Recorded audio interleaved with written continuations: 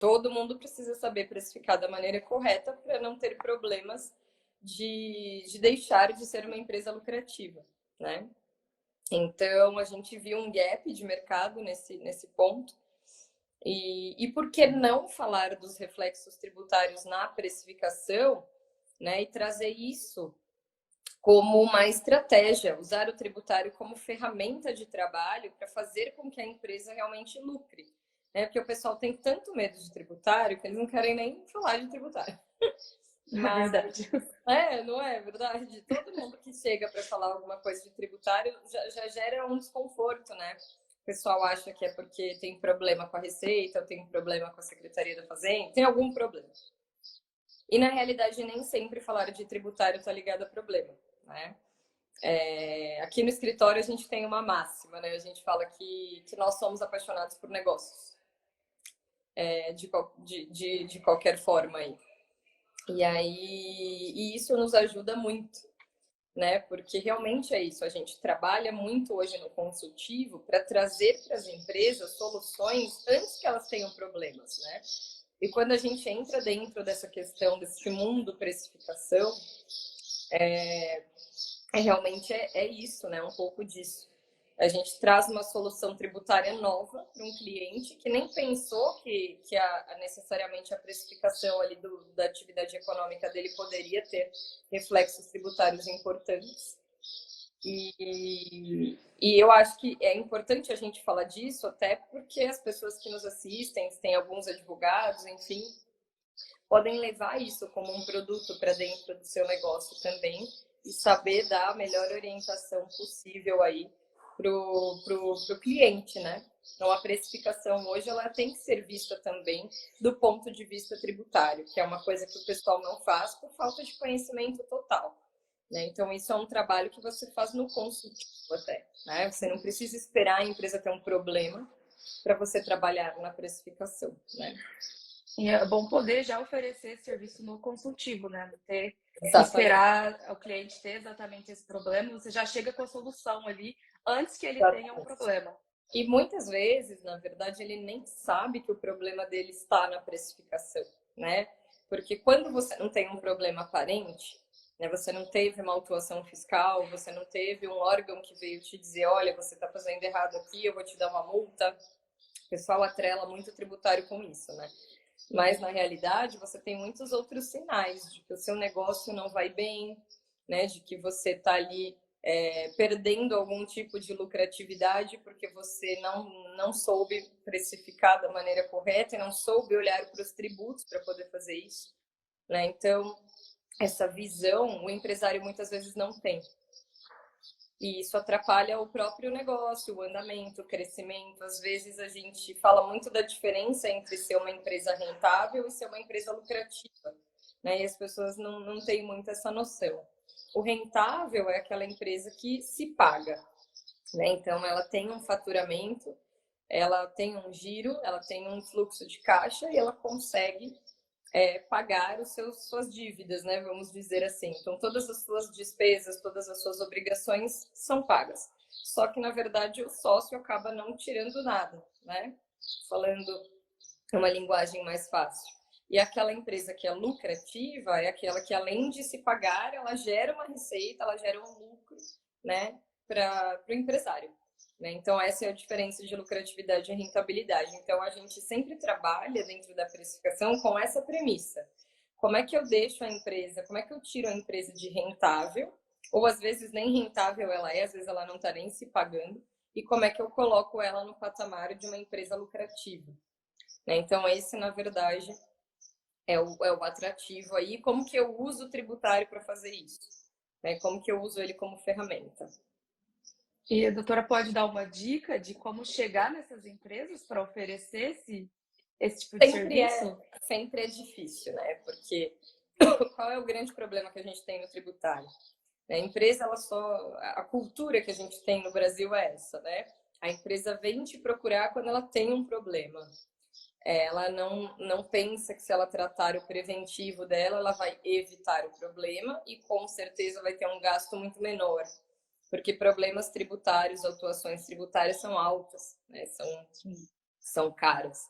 né? Então, como que a gente faz, né? A gente geralmente oferece isso ou para quem já é cliente e não tem essa noção, né, do trabalho de precificação, ou para negócios. Agora, principalmente no pós-pandemia, a gente vê que tem praticamente todos os negócios precisam de uma consultoria, né?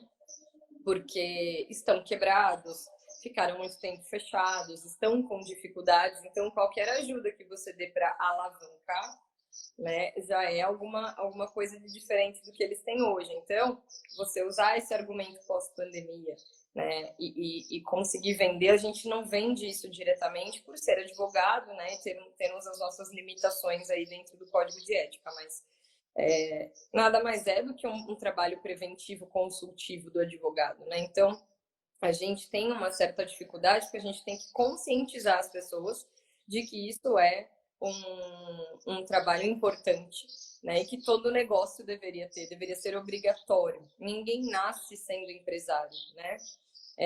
E o negócio também nasce junto com o empresário, né? A gente sabe que todo mundo hoje que é empresário, ele tem lá uma expertise, né?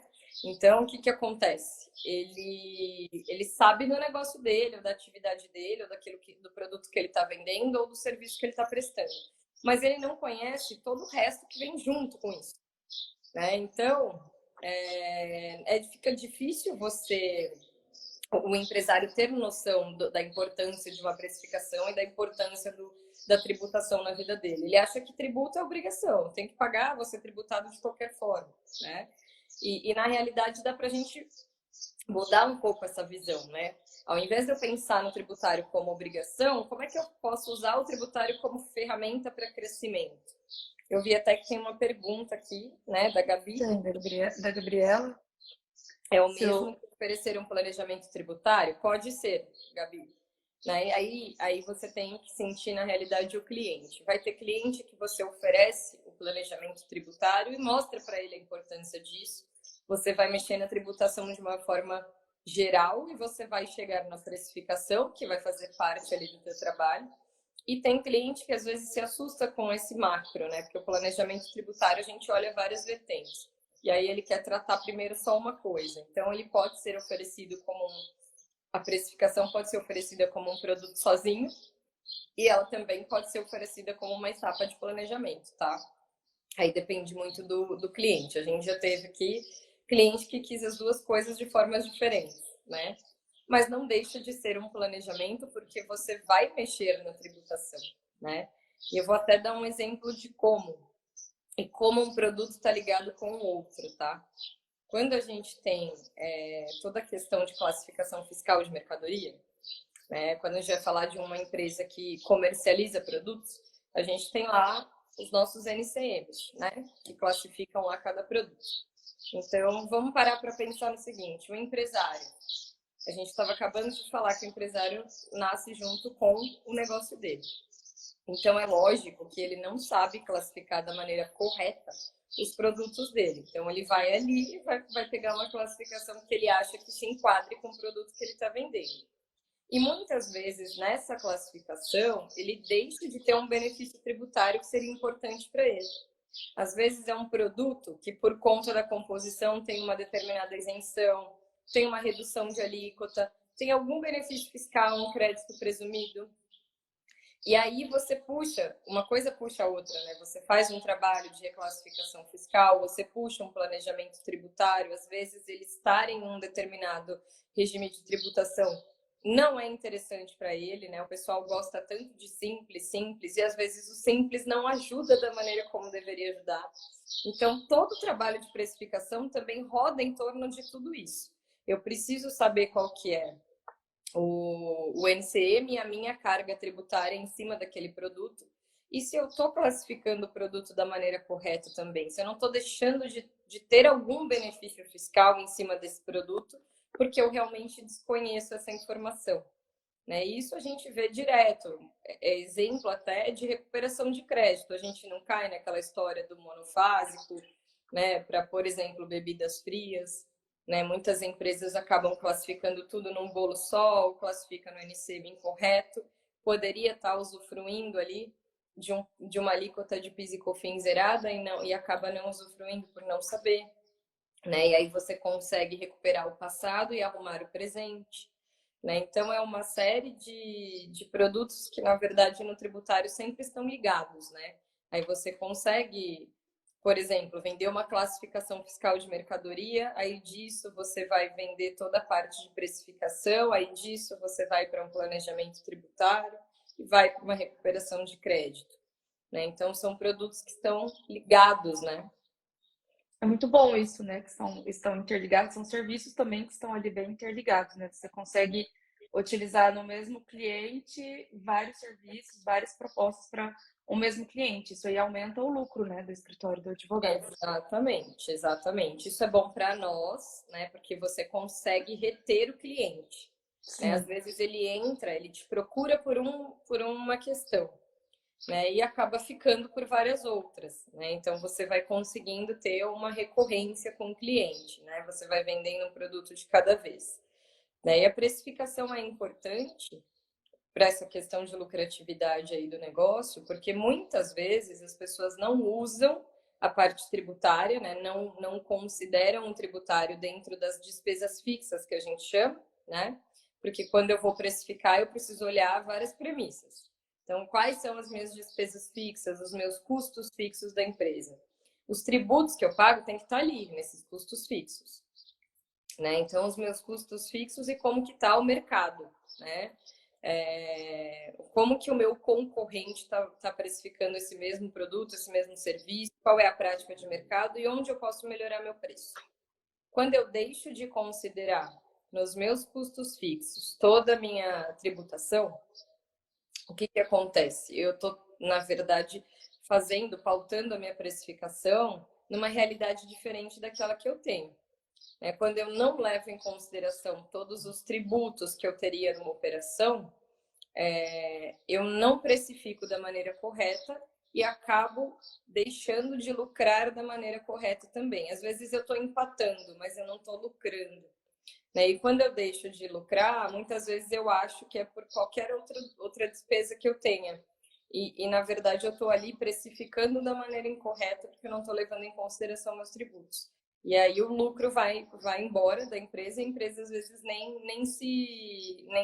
nem toma conta disso, né? Que é por conta dessa questão dos custos fixos. Vou trazer como exemplo um cliente meu mesmo que veio me procurar um tempo atrás.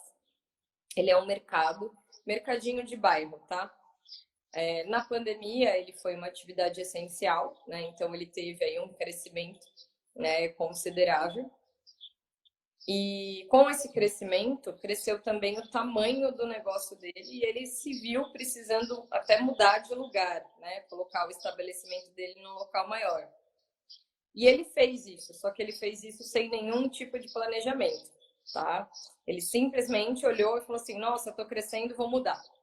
Aí mudou de bairro, mudou o local, né? E acabou fazendo um empréstimo no banco para poder mudar, né? Para poder arcar com as despesas que ele ia ter nessa mudança.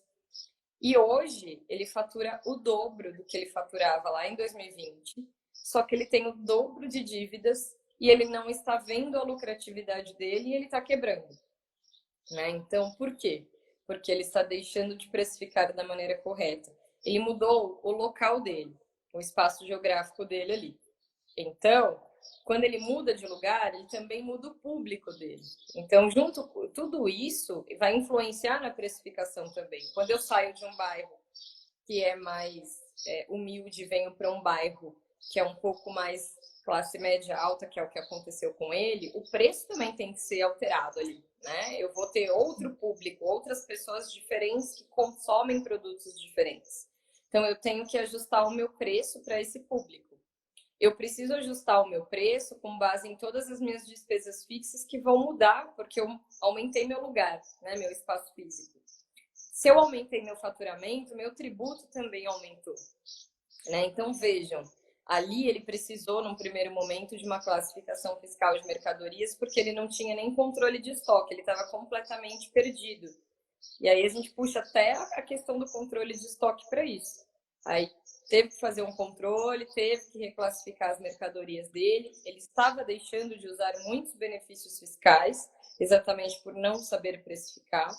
E os benefícios nesse ponto são extremamente importantes, porque vocês concordam que se eu tenho um benefício de uma alíquota zero em qualquer produto que eu tenha ali que eu vou comercializar, se eu não vou ter esse tributo, e eu falo para vocês que eu tenho que colocar o tributo nos meus custos fixos, se eu vou ter uma alíquota zerada, então significa que aquele produto eu posso melhorar o preço, porque eu vou ter um custo fixo menor. Eu estou tirando ali, né, uma alíquota de tributo importante, então eu posso melhorar meu preço. Isso faz com que eu fique mais competitivo no mercado também. Então eu consigo lucrar. Então o tributário está totalmente ligado com essa questão da precificação por conta disso. Estou dando um exemplo de benefício, mas isso é o que está dando fôlego para ele hoje. E olha que a gente nem entrou na precificação em si, a gente fez a classificação fiscal primeiro, tá? A gente tinha uma pergunta aí, Tem uma né? pergunta do Matheus: como conseguir associar a precificação com recuperação tributária? Então, Matheus, como que a gente faz neste caso? Quando o cliente, quando o empresário, ele deixa de utilizar um benefício fiscal igual esse que eu estava mencionando agora, né? Ele classificou lá o produto dele de maneira incorreta.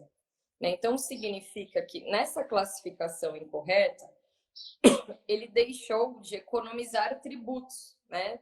Quando ele tem o benefício fiscal, claro, né? Ele deixou de economizar tributos durante 5 anos, que é o tempo que a gente pede. Então, quando eu identifico isso, né? Quando eu vou fazer a reclassificação fiscal e identifico isso, então eu já sei que se ele está enquadrado, o produto dele está enquadrado errado e ele deixou de aproveitar um benefício, ele tem direito de restituir os últimos 5 anos. Então, eu consigo atrelar essa história de fazer a classificação fiscal do produto para precificar de uma maneira melhor com a recuperação de crédito, porque eu vou arrumar o passado dele, né? Então eu vou levantar um caixa para ele e vou arrumar o presente dele, o daqui para frente. Vou deixar ele mais competitivo com um preço menor, aproveitando o benefício que está na lei para ele, tá? Então dá para a gente atrelar dessas duas formas. Um exemplo muito grande que a gente tem no mercado hoje, e que eu falo muito nas palestras que eu dou, nas aulas que eu dou, é a questão lá do sonho de valsa, que todo mundo já deve ter visto, né? Saiu na mídia o seguinte, né? No primeiro momento que isso saiu na mídia, saiu de uma maneira um pouco diferente do que era na verdade, né? Então o pessoal começou a dizer que a Lacta tinha feito um planejamento tributário e ela tinha mudado a embalagem do sonho de valsa, do ouro branco, e que por conta disso ela tinha tido lá uma economia tributária enorme, né? E na realidade não foi pela embalagem, tá, gente? O que aconteceu com a Lacta? Foi exatamente esse exemplo que eu dei aí do mercadinho. O que eles fizeram? Eles mudaram a classificação fiscal do produto deles. Não foi a embalagem. A embalagem mudou junto por um outro motivo. Mas o que mudou para conseguir essa economia tributária foi a classificação fiscal, que gerou resultados para eles na questão da precificação também. Então vamos lá, para vocês entenderem, né? O sonho de valsa, antes, né, quando ele tinha aquela embalagem que a gente abria assim, né, de lado, ele era classificado como chocolate. E o chocolate é um produto supérfluo, né? Ele não é considerado essencial, apesar de ser muito essencial para mim. Para mim também. Ele não é considerado essencial, infelizmente. Na minha dieta ele é, né? Mas enfim.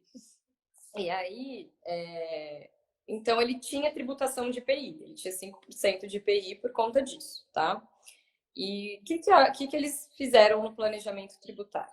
Eles mudaram um pouco, eles perceberam que se eles classificassem esse chocolate com uma outra destinação, uma outra classificação fiscal, eles conseguiriam redução. Então, eles mudaram a composição primeiro do sonho de valsa, né? Então, eles aumentaram a quantidade de wafer que é colocada ali no sonho de valsa. E esse aumento de wafer passou a dar para ele uma classificação diferente do chocolate. Foi classificado em bolacha, né? Wafer, enfim. E a wafer, ela é item de cesta básica.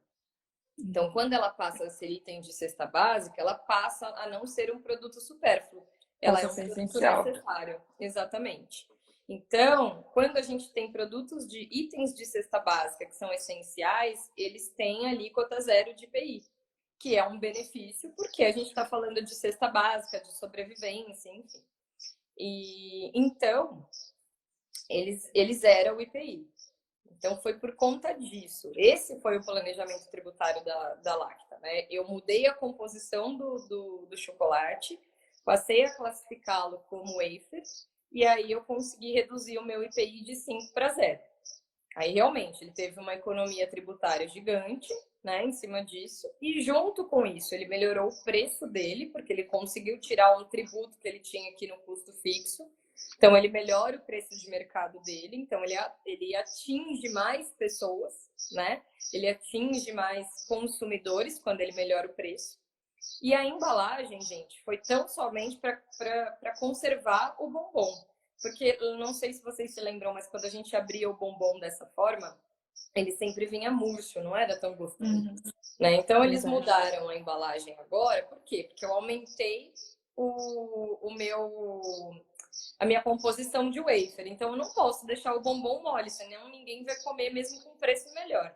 Então, eles fizeram uma embalagem a vácuo, exatamente para conservar essa bolacha wafer dentro do bombom crocante. Então, se vocês comprarem o Sonho de Valsa hoje, vocês vão ver lá no cantinho da embalagem, tá lá uma bandeirinha azul escrita mais crocante. É por conta disso.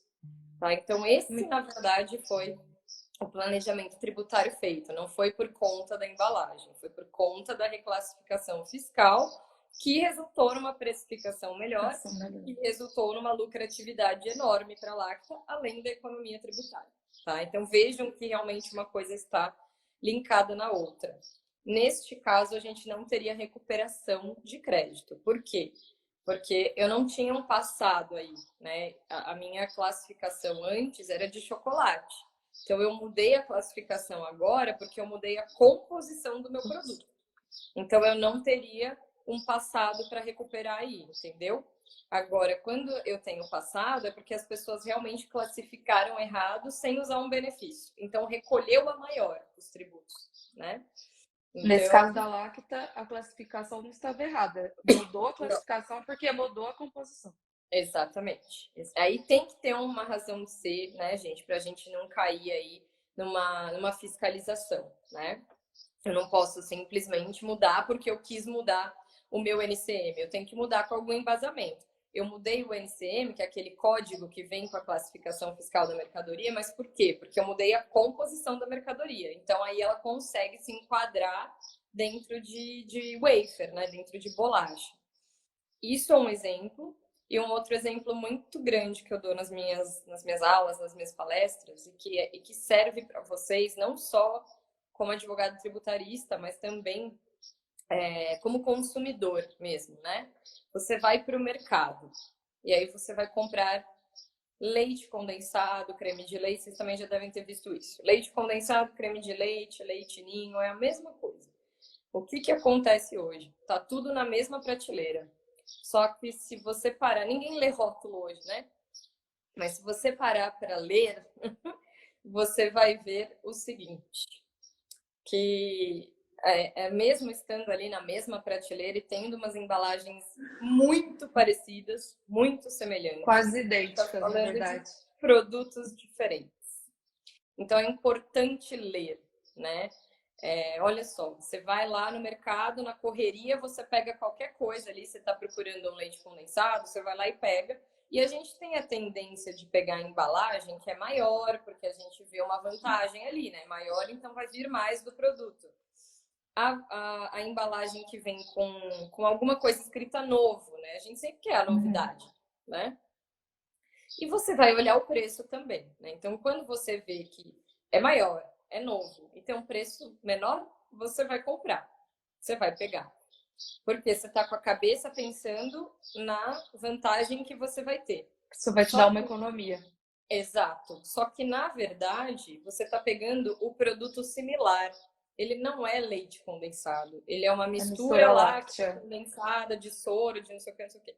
Então, não é o mesmo gosto, não é a mesma coisa. E a classificação fiscal, o NCM desses produtos é totalmente diferente. Por quê? Porque a composição do produto é totalmente diferente. Por isso a gente tem diferença de preço. Não é porque a Nestlé foi mais legal e fez um leite moça e vai vender mais barato. Não. É porque Que é a uma grande composição é diferença o muito, preço de um para o outro. muita diferença. Isso acontece no leite condensado, isso acontece no creme de leite. Se eu pudesse compartilhar a tela, eu mostraria para vocês, que eu tenho isso montado lá. Acontece no leite ninho. No leite ninho, gente, é uma coisa absurda, porque você vai lá e pega a lata que tem escrito em cima aqui integral, né? A integral a gente já tem até um preconceito com integral, né? Tudo que é integral é ruim, né? É de dieta. Então a pessoa já olha e fala, não quero isso aqui. Aí vai ver o outro leite, né? A embalagem ela é vermelhinha em cima e ela tá escrito mais nutritivo, tem cálcio, tem isso, tem aquilo. Mas se vocês pararem para ler o rótulo, a embalagem vermelha é uma mistura também. Não é o leite integral em pó. É uma mistura aí de várias coisas. Né? E por isso que ela tem o preço diferente também. Então, são coisas que as pessoas não prestam atenção na prática. Né? Mas que está totalmente ligado com precificação também e com lucratividade, porque se você vai para um mercado e vê ele colocar isso na mesma bandeja, primeiro que ele vai te induzir a comprar, porque você vai achar que é aquele produto mesmo, e num segundo momento, com certeza ele vai lucrar, porque ele vai vender muito mais do que ele venderia. Se o preço dele está menor, mais atrativo, nós somos assim, né? Nós somos movidos a preço. A gente nem sempre olha para a qualidade do produto, a gente quer o preço. É a primeira pesquisa que a gente faz. Né? Eu vou procurar alguma coisa para comprar. Qual que é o preço melhor disso? A gente quer economizar. É o primeiro pensamento. Exatamente. Todo mundo faz isso, né? Eu faço, você faz, todo mundo faz. Né? Sempre que a gente vai fechar alguma coisa ou comprar alguma coisa, a gente não faz aí vários orçamentos, faz várias pesquisas, né? Eu dou muito o exemplo do relógio, do Apple Watch. Eu sou apaixonada pela Apple, amo, mas vocês Também. concordam comigo que eu não precisaria ter um Apple Watch, né? Se eu quisesse saber as horas, por exemplo, ou se eu quisesse mesmo fazer um exercício físico, eu não precisaria ter um Apple Watch. Eu tenho vários outros relógios que são muito mais baratos e que fariam a mesma coisa para mim, né? Então, a primeira coisa que a gente olha é o preço. E a segunda coisa que a gente olha, aí sim a gente vai para qualidade, para marca, né? Enfim. Então, por que a Apple consegue vender tanto e uma outra marca não consegue? Porque eu vou, aí neste caso, né, eu vou sempre agregar o valor, né, o meu valor agregado da marca que eu tenho, da minha visibilidade de mercado, enfim. Então, tem empresas que conseguem sim praticar preços mais caros em produtos, né, que teriam outros no mercado e que não perdem lucratividade por isso. Por quê? Porque tem a marca por detrás disso, né? Então tem A toda a marca já prática é de mercado. consagrada ali. Exatamente. Então isso também é uma coisa importante de se olhar, né? A gente não tem necessariamente a tributação envolvida na marca, mas é uma explicação do porquê que tem gente que consegue praticar um preço totalmente diferente de outros relógios, né? No caso do Apple Watch, e não perde, a Apple não perde o público, né? Porque você sabe qual é a marca, qual é a qualidade, qual é a essência do produto, né? E aí vai de valores, né? Você às vezes leva isso mais em consideração do que o preço. E por aí vai. Mas está tudo atrelado, gente. Tudo atrelado à prática de mercado também, tá? A precificação é uma análise bem complexa, né, para levar ali. É, Como a gente chega ali na precificação. exato. E tem uma outra coisa também que é importante levar em consideração, né? A gente falou muito dessa análise de NCMs para a questão de benefício fiscal, melhorar preço, conseguir recuperação. Mas o contrário também é verdadeiro, né? Quando você faz uma classificação fiscal incorreta de um produto e de repente você está recolhendo menos tributo, às vezes consciente, às vezes inconsciente, você também gera um problema, porque você pode ser autuado a qualquer momento. né? Eu tive também, sempre dou esse exemplo em aula, né? Um cliente que sofreu uma autuação estadual, né, pela falta de recolhimento de ICMS e substituição tributária de algumas mercadorias. Então, ele lista por NCM, inclusive. E por que isso aconteceu? E aí já vem uma autuação grande, né? Mais de 1 milhão lá de autuação e tudo mais. Por quê? Porque esse cliente classificou, né, da maneira que ele julgou ser mais benéfica para ele, né? Ele não olhou necessariamente para a tributação, conseguiu praticar um preço melhor esse tempo todo, realmente não recolheu o ICMS substituição tributária, e a gente foi achar uma brecha na lei para poder fazer a defesa dele, que foi a seguinte: era uma empresa que mexia com produtos de perfumaria, né, estética, toucador, essas coisas. Só que eram produtos para pet, né, para animal, não era para uso humano. E lá no rol da substituição tributária, dentro do regulamento do ICMS, do estado para onde ele estava estabelecido e comercializava, a gente tinha ICMS substituição tributária para esse tipo de produto, né, de perfumaria, cosmético, essas coisas. Mas estava escrito lá na legislação que era para uso humano. Ele não estava escrito que era para uso animal também. Então, foi uma brecha da lei que a gente utilizou, né, para fazer uma defesa. A gente ainda não teve resposta disso, ainda está em análise.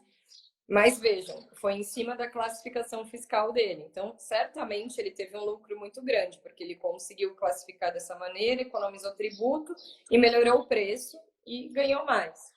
Mas pode ser que ele tenha essa autuação aí, porque faltou recolhimento efetivamente aí de tributos. A gente foi procurar aí uma brecha na lei, mas né, a gente sabe como que é, né? A gente trabalha para isso, mas pode ser que né, não aconteça. Que Mas não só para vocês encontre. entenderem, né? Da mesma forma que é muito bom, também pode ser muito ruim você fazer uma classificação incorreta e vai te gerar um passivo, né? Entendi. E a doutora pode dar mais alguns exemplos de benefícios fiscais? Então, nós temos crédito presumido, né? Que às vezes está na lei. E o que acontece muito, né? Quando o pessoal vai vender, principalmente e-commerce, vai vender entre estados, né? Vai fazer aquelas vendas interestaduais. O pessoal também não leva em consideração a legislação para onde está vendendo aquele produto, né? E você precisa olhar para onde você está vendendo, porque a legislação é diferente, né? Quando a gente fala de estadual de ICMS, cada estado tem seu regulamento de ICMS. Então, pode ser que esse produto tenha substituição tributária, pode ser que ele tenha um benefício fiscal, pode ser que ele tenha de FAO também, né? Então, nesse caso estadual, eu levanto duas discussões. A primeira, de você sempre analisar para onde você está vendendo, para você ver se você vai recolher os tributos da maneira correta e se você não tem que mexer no seu preço. Porque às vezes fazer uma venda interestadual é mais caro, né? Você vai ter o DIFAL, você vai ter algum encargo que é cobrado no outro estado e não é cobrado aqui. Então, precisa fazer essa análise, né? E às vezes o contrário também é verdade, é verdadeiro, né? Às vezes no outro estado você tem um benefício fiscal em cima daquele produto que você não tem aqui em São Paulo, por exemplo, né? Então você deixa de utilizar ele e acaba pagando mais, né? Então tem esse cenário. E também, muitas vezes, o pessoal vai procurar fornecedor fora do estado onde está, né? Por quê? Ah, porque aquele fornecedor lá no outro estado ele é mais barato. Ele consegue fazer um preço melhor para mim, né? Da minha matéria-prima, enfim, do produto que eu vou comercializar, o que for ali. Então, o que acontece? Quando a gente faz esse raciocínio, realmente pode ser que o preço dele seja muito melhor do que o preço do fornecedor que eu teria aqui do meu lado, no meu estado. Só que a gente tem que colocar na ponta do lápis o seguinte: quando eu faço operações interestaduais, eu tenho DIFAL, que eu não teria aqui dentro se eu pegasse um fornecedor daqui de dentro. Isso serve para cliente também. E de repente o frete que eu vou gastar para trazer o produto de lá para cá ou para mandar o produto daqui para lá é caro também, porque a gente está falando de operação interestadual, eu vou ter que ter uma transportadora, eu vou ter que ter alguma coisa mais elaborada aí para fazer esse frete. Então ele vai ser mais caro. Então às vezes você coloca na ponta do lápis, você escolher um fornecedor fora do seu estado que tem um preço melhor, na verdade acaba saindo mais caro se você for olhar todos os encargos que você tem junto com isso. E a mesma coisa se for para um cliente. Às vezes o benefício fiscal é ótimo, nossa, então eu vou vender. Mas às vezes onera demais, eu tenho que mexer no meu preço. Né? Assim como tem muitas empresas também, gente, que abrem filiais em outros estados. Por que abre em um determinado estado? Pelos benefícios fiscais que tem naquele estado. Né? Santa Catarina é um grande exemplo disso, Minas Gerais tem bastante benefício. Então, isso tudo faz parte do quê? Planejamento tributário, estudo, né? Estudo tributário para regime de tributação e para essas manobras mesmo. De você parar e pensar no teu negócio, falar, nossa, para onde que eu estou fazendo bastante venda agora? Ah, eu estou vendendo bastante lá para Santa Catarina. Então, será que não vale a pena eu abrir uma filial lá? Se eu importar produtos, a importação lá tem uma série de benefícios. As pessoas não conhecem isso. Acabam pagando muito mais do que deveriam em relação a tributos. Né? Por quê? Porque não conhecem as manobras fiscais, porque não explora a legislação do outro estado. Extremamente importante a gente não ter preguiça nesse momento. É chato, gente. Eu trabalho com isso há 16 anos. Não vou falar para vocês, nossa, que legal, vou ler o regulamento do CMS inteirinho. Não, não é legal. Mas é isso que te faz diferente. Quando você começa a achar soluções, exatamente por estar lendo a legislação, você começa a achar soluções diferentes, né? Para o seu cliente. Né? Então, você consegue sim trazer economias dentro da questão da legislação mesmo, para a gente não praticar um ato fora. Né? Tem uma pergunta Tem uma da. pergunta. Os benefícios fiscais ficam só para produtos, não se aplicam para serviços? Se aplicam também para serviços, mas aí é uma forma um pouco diferente, tá? Eu falei bastante de produto aqui porque a gente tem muito exemplo de produto, né? Mas, por exemplo, serviço. Como que a gente precifica serviço? É muito mais difícil, né? Por quê? Quando o cliente vem contratar teu serviço, quando a gente fala de um produto, aquilo é quantificável, você consegue ver o que é. O serviço não necessariamente, né? Então, para você mostrar o seu valor e tudo mais, isso você vai acontecer só com o decorrer do tempo. Então, como que a gente precifica serviço? Geralmente a gente usa algumas premissas. Ou eu vou em cima das minhas horas, né? Aqui a gente trabalha muito aqui no escritório dessa forma. Ah, quantas horas eu vou usar mais ou menos para fazer esse trabalho? E quanto vai valer a minha hora? Né? Então, no serviço a gente leva muito, depende do serviço, obviamente, mas a gente leva muito em consideração isso. Ou então, quanto de mão de obra eu vou ter que disponibilizar dentro do escritório para atender este cliente? Né? Então, essa precificação é em cima disso. Quanto que eu tenho de despesa fixa no escritório? Minha água, minha luz, minha internet, meu aluguel, meu condomínio, enfim. Então, todas essas premissas a gente tem que adotar na questão da precificação de serviços. Agora, benefício acontece também entre municípios, né? Quando a gente fala de serviço, a gente fala de SS, então a gente fala de prefeituras. Aí depende muito da prefeitura, né? Aí é a mesma coisa, o que eu faço lá para o estadual, de olhar os regulamentos do ICMS, eu teria que fazer para o municipal e olhar a legislação de para onde eu estou prestando serviço, ou qual é o meu cliente, né? Onde ele está estabelecido. Será que eu não vou ter aquela história lá do CEPOM de ter que pagar ISS 2 vezes porque eu não tenho cadastro naquele município? Apesar de a gente ter tido lá a decisão do STF declarando isso como inconstitucional, mas as prefeituras ainda praticam isso. Né? Então eu vou muito. Tem um site, gente, chamado NBS, que é a Nomenclatura Brasileira de Serviços. Ele é o que equivale ao NCM, que é a nomenclatura comum do Mercosul que a gente usa para produtos. Ele é utilizado para serviços, então ele traz toda a classificação, né, dos serviços ali que a gente tem. Então, dependendo da prefeitura que eu abro, eu tenho alíquota de ISS menor. Então, será que não vale a pena fazer um estudo também e ver onde que eu posso abrir ali o meu negócio e pagar menos? Eu vou melhorar meu preço também, né? Porque uma alíquota de 5% de ISS eu diminuir para 2%. Vou dar um exemplo, com consultoria tributária. Se você abrir aqui em São Paulo, a alíquota é 5%. Né? Se você não for para o Simples, obviamente. No Simples, ela está no anexo mais caro também, está no anexo 5. Se eu for abrir uma consultoria em Joinville, a alíquota é 2%. Então, às vezes, né, compensa eu fazer esse estudo. Então, é alíquota de ISS ou, às vezes, qualquer outro benefício de isenção, de imunidade, eu não digo, porque as imunidades a gente tem lá na Constituição Federal somente para aquelas atividades, mas isenção, alíquota zero, isso pode ter nas legislações específicas. Então, é muito importante você estudar e ver realmente qual que é o município que é melhor, né? Se eu prestar serviço para esse determinado município, o que eu posso ter de tributação?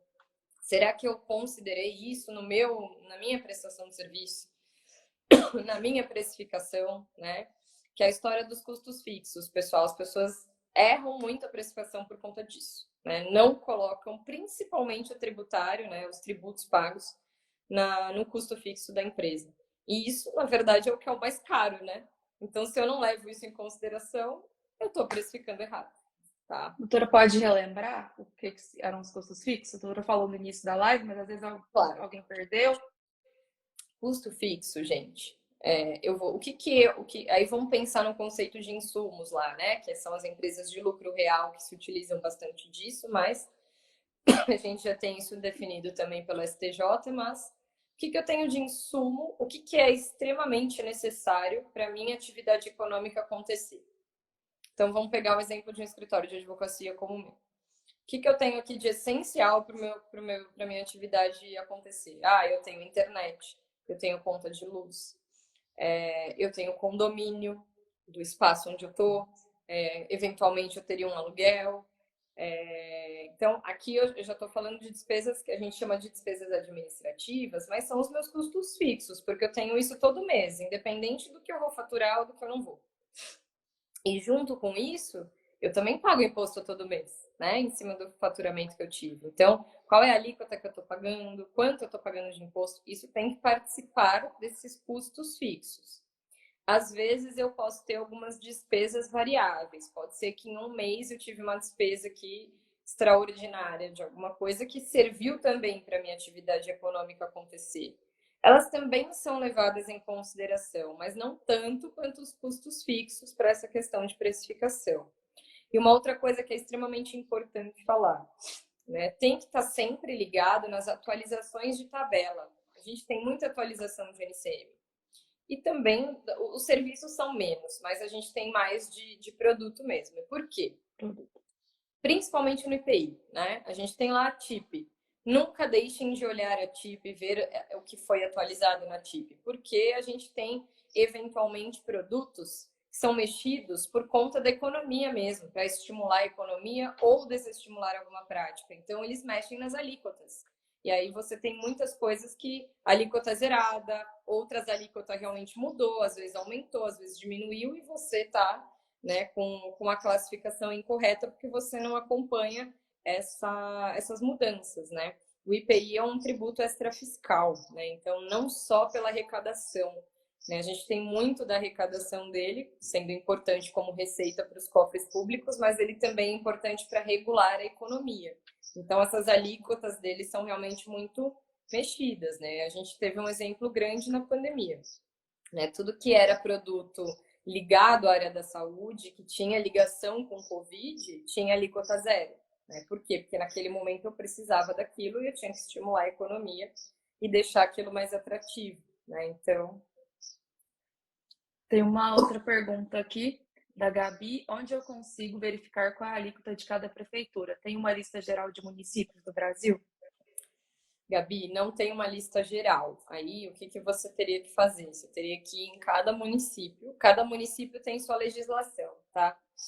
É um padrão, na verdade, de códigos de serviço, a gente não foge muito, porque a gente tem a Lei Complementar 116 e lá no artigo 3º a gente tem listado tudo aquilo que é entendido como serviço. Então, o que não tiver ali não é serviço. Um exemplo, locação. A gente não tem tributação de ISS em cima de locação, porque eu não tenho atividade de locação no rol do artigo 3º lá da Lei Complementar 116. Mas as prefeituras, elas se pautam na Lei Complementar. Né? Então, a lista de serviços vai ser praticamente a mesma aí. O que vai mudar realmente são as alíquotas. Então, aí você tem que ir em cada município mesmo. Não tem um site ou uma tabela igual a gente tem de NCM para consultar isso, tá? Infelizmente. Mas não tem. Vai Aí a dar um pouco legislação. mais de trabalho, mas é necessário fazer essa análise. Exatamente, exatamente. Não E dá acho que muito para fugir. uma outra questão, até para fechar a live, que é uma questão bem importante, tem no meu perfil um vídeo sobre isso, né? Que a gente falou, eu falei bastante também numa última palestra que eu dei, num evento de mulheres no tributário, que é a Pink Tax. O que é isso para quem não conhece? Né? Nós, hoje, até contrariando os princípios tributários, né? A gente tem lá o princípio da isonomia, né? E isso vai totalmente contra esse princípio. As mulheres hoje são tributadas muito a mais do que os homens, né? Em produtos similares, tá, gente? Então, não estou falando só de produto que só a gente usa. E por que disso? Qual é o conceito disso? Na verdade, a gente não tem grandes explicações para isso, é só uma prática de mercado mesmo, tá? Então, o que que acontece? A mulher, tecnicamente, tende a ser mais consumista do que o homem, né? Então, usando essa linha de raciocínio, eles acham por bem tributar a gente muito mais do que os homens. E aí vocês conseguem ver isso, trazendo para a questão precificação, vocês conseguem ver isso na prática. Vão, por exemplo, vá numa farmácia, pega lá as giletes, né? Então você tem lá a gilete azul, a gilete rosa. A Né? feminina é muito mais cara. Muito mais cara, só por ser rosa, entendeu? Ou por ter uma embalagem bonitinha, enfim. Acho que o que eu achei de mais discrepante na vida foi um Advil. Né? Você vai lá tomar o Advil, tem o Advil normal, tem o Advil Femme, né? Que tecnicamente é para você usar quando você está com cólica ou com enxaqueca, enfim, né? E aí você olha o preço, se você olhar a bula, não tem grandes diferenças, tá, gente? Porque o Advil ele trata o quê? Dor de uma forma geral, né? E aí você olha para as duas embalagens e o preço é quase o dobro, né? Do Femme pro normal. Você vê isso em roupas, principalmente, uma camiseta da Hering. Se você pegar uma camiseta básica lá de homem e de mulher, você vai ver que a diferença é enorme. Então, sim, são vários produtos que a gente vê a prática do Pink Tax que a gente chama.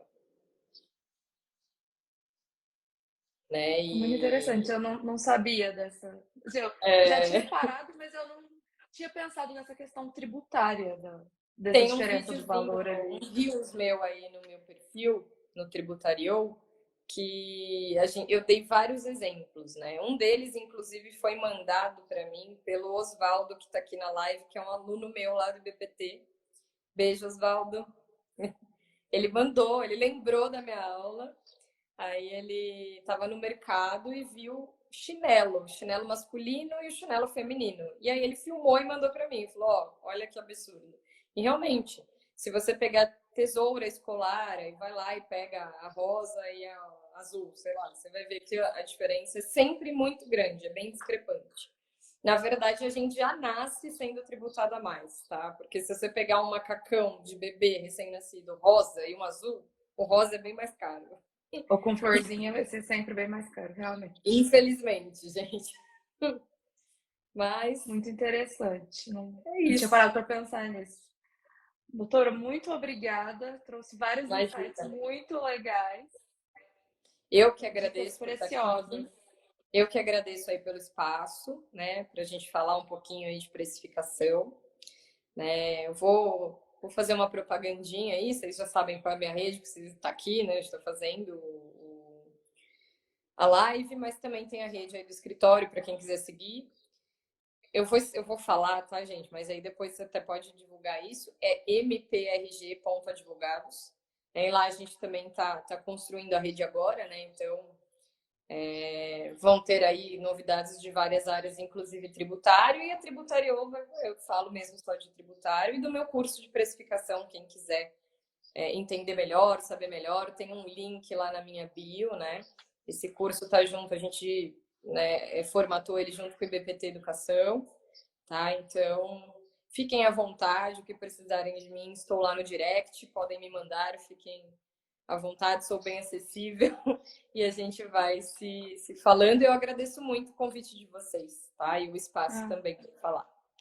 Foi uma honra ter você aqui com a gente. Foram dicas muito preciosas, assim. Pessoal, não se esquecer que todas as terças nós temos as lives de terça aqui no CJ, às 11h57. Sempre são dicas muito legais. Quem perdeu essa live ou se quer reassistir, perdeu algum pedaço, vai ficar salvo aqui no nosso IG e no nosso canal do YouTube. Então pode reassistir quantas vezes quiser para anotar os insights. Eu agradecer demais, doutora. Foi ótimo o nosso papo. Muito obrigada. Obrigada, eu que agradeço. Gente, muito obrigada, viu? Tchau, tchau. Tchau, pessoal. Muito obrigada pela companhia de vocês.